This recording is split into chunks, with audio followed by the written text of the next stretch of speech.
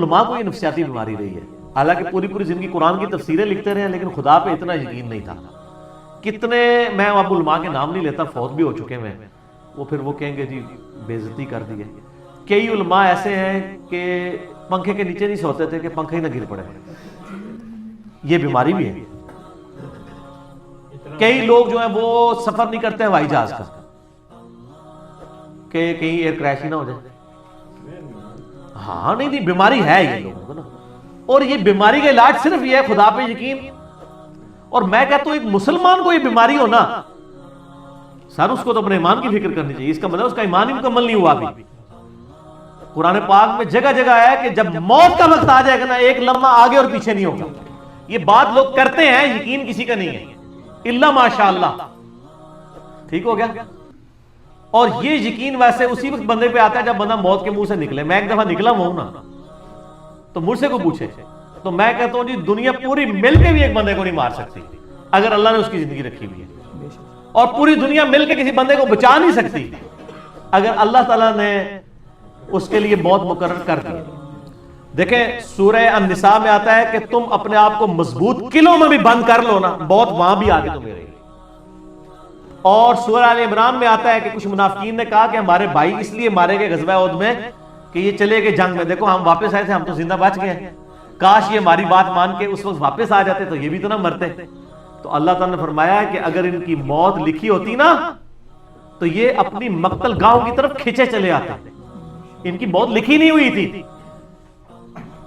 ٹھیک ہے. سورہ لقمان میں آتا ہے نا 5 علوم اللہ تعالیٰ نے فرمایا نا میرے ساتھ خاص ہے. ان میں سے ایک یہ ہے کہ کوئی جان نہیں جانتی ہے کہ اس کو موت کس سرزمین میں آئے گی، یہ کسی کو نہیں پتا. تو یہ موت اگر آپ کو پتا ہے کہ ایک مقرر وقت پہ آنی ہے تو پھر اس بیماری کا علاج تو یہ ہے، کسی نفسیاتی ڈاکٹر کے پاس جانے کی ضرورت نہیں ہے، یہ اپنے ایمان کا علاج کرے. اور مسئلہ تقدیر اور موت کے حوالے سے میں اکثر یہ آیت سورہ حدید کی کوٹ کرتا ہوں. یہ آپ حفظ جان بنا لیں جی. اعوذ باللہ من الشیطان الرجیم، بسم اللہ الرحمن الرحیم. سورۃ الحدید آیت نمبر 22-23.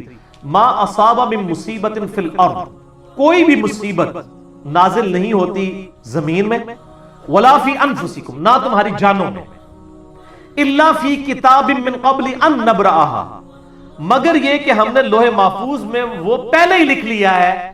یعنی زمین پر جتنی تکلیفیں آتی ہیں، یعنی کوئی سونامی آتا ہے، سیلاب آتا ہے، طاعون کا مرض پھیلتا ہے، زلزلہ آتا ہے، اللہ تعالیٰ فرماتا ہے یہ ہم نے پہلے لوح محفوظ میں لکھا ہے کہ 8 اکتوبر 2005 کو پاکستان میں زلزلہ آئے گا اور اس میں 1 لاکھ بندہ مر جائے گا. یہ ہم نے پہلے لکھا ہوا ہے سر، آج کا نہیں، جب سے تقدیر لکھی ہوئی ہے.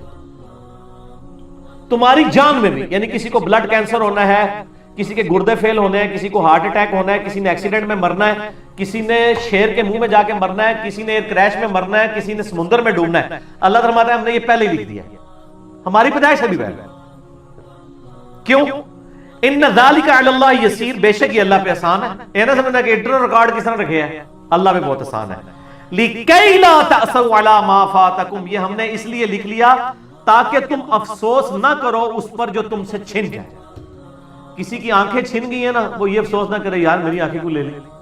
یہ تو اللہ نے ڈیسٹنی میں مقرر کی تھی. وَلَنَبْلُوَنَّكُمْ بِشَيْءٍ مِّنَ الْخَوْفِ وَالْجُوعِ وَنَقْصٍ مِّنَ الْأَمْوَالِ وَالْأَنفُسِ وَالثَّمَرَاتِ، ضرور آزمائیں گے بھوک سے، خوف سے، جان اور مال میں نقصان سے. پھر چیک کریں گے کہ کون کہتا ہے اِنَّا لِلَّهِ وَإِنَّا إِلَيْهِ راجعون، اللہم اجرنی فی مصیبتی واخلف لی خیرا منہا. وَلَا تَفْرَحُوا بِمَا آتَاكُمْ، اور مت شیخی بگاڑو جو تمہیں مل جائے کہ میں نے بڑا کمال کیا. وَاللَّهُ لَا يُحِبُّ كُلَّ مُخْتَالٍ فَخُورٍ، اللہ تعالیٰ شیخی بگاڑنے والوں کو پسند نہیں کرتا. تو اللہ تعالیٰ نے فرمایا کہ ہم نے تقدیر میں چیزیں اس لیے لکھ لی تھی کہ بعد میں غم نہ کھاؤ. تو سر ہم غم نہیں کھاتے. دنیا میں آپ زندگی گزار ہی نہیں سکتے، کڑ کڑ کے مر جائیں گے. اگر ہر چیز کو آپ کیٹر فار کریں گے، یہ کیا ہو گیا میرے ساتھ، یہ کیا ہو گیا. لوگ کہتے ہیں، اگلے دن ایک بھائی کا فون آ گیا جناب، وہ کہتا ہے جب سے نمازیں شروع کی ہیں کاروبار ٹھپ ہو گیا ہے، یہ ہو گیا ہے، وہ ہو گیا ہے. کہتے پہلے رام خوری کر رہا تھا، خود بول رہا ہے، کہتا ہے رام خوری تھی، سکون کی زندگی تھی، جیسے ہی لال خوری شروع کی ہے سب کوئی برباد ہو گیا. سر یہ آپ کو کس نے پڑھایا تھا کہ لال خوری کرنے والا اور دین پہ چلنے والا دنیا میں موجوں کی زندگی گزارے گا؟ یہ کہانی تو آپ کو غلط کروائی ہے نا ان وائزین نے. جامعہ ترمذی میں حدیث ہے سب سے زیادہ تکلیف نبیوں پہ آتی ہیں. اس کے بعد ان پر آتی ہیں جو نبیوں کے بعد اللہ کو سب سے محبوب ہوتے ہیں، اور اس کے بعد ان پر جو ان کے بعد سب سے بڑھ کے محبوب ہوتے ہیں۔ سر یہ آپ کو جو کہانیاں کراتے ہیں نا جی آپ اللہ کے راستے پر آ جائیں کوئی تکلیف نہیں آئے گی، نہ تکلیفیں تو آئیں گی، ہاں آپ کو حوصلہ مل جائے گا صبر کرنے کا۔ وہ تکلیف یقین کریں آپ راستے پر نہ بھی آتے نا، جو تکلیف آپ کے مقدر میں ہے نا وہ آنی ہے، وہ ٹلنے والی نہیں ہے، وہ اللہ نے آزمانا ہی آزمانا ہے، اور چیک کرنا ہے کہ کون گاڈ کو رسپانس کرتا ہے اور کون رونا پیٹنا ڈال کے بیٹھ جاتا ہے۔ نبی علیہ السلام پہ تھوڑی تکلیفیں آئی، 3 بیٹیاں آپ نے اپنے ہاتھوں سے دفن کی ہیں، بیٹے دفن کیے 3، ٹھیک ہے، اور جو جن کو بیٹا بنایا حسن حسین کو ان کے بارے میں پہلے ہی جبریل آ کے بتا گئے کہ دونوں مار دیے جائیں گے، بیٹی کو بتا رہے ہیں میرے وفات کے فوراً بعد تو نے مر جانا ہے، ساری بخاری مسلم میں حدیثیں موجود ہیں، تو تکلیفیں تو کاٹی ہیں۔ صحیح مسلم میں آتا ہے کہ طائف کے موقع پر اتنے پتھر لگے کہ خون مبارک سے نالین شریف بھی جو ہے وہ بھر گئے، ٹھیک ہے، اور مسلم کے الفاظ ہیں کہ اللہ تعالیٰ نے پہاڑوں کا فرشتہ بھیجا کہ یا رسول اللہ حکم دیں یہ طائف کے لوگوں کو مسل ہے اس کے اندر۔ آپ فرمایا کہ چلو یہ نہیں تو ان کی آنے والی نسلیں تو اسلام قبول کریں گے، اور پھر لوگوں نے دیکھا ہے طائف میں بھی اسلام پہنچا، بنو ثقیف تھے نا انہوں نے اسلام قبول کیا، ابو عبیدہ ثقفی صحابی ہیں، اور انہی کا بیٹا ہے مختار ثقفی جس نے قاتلین حسین سے بدلہ لیا، اسی بنو ثقیف میں۔ اگر حضور اسی وقت کہہ دیتے تو ختم ہو جاتے۔ Press the bell icon on the YouTube app and never miss another update.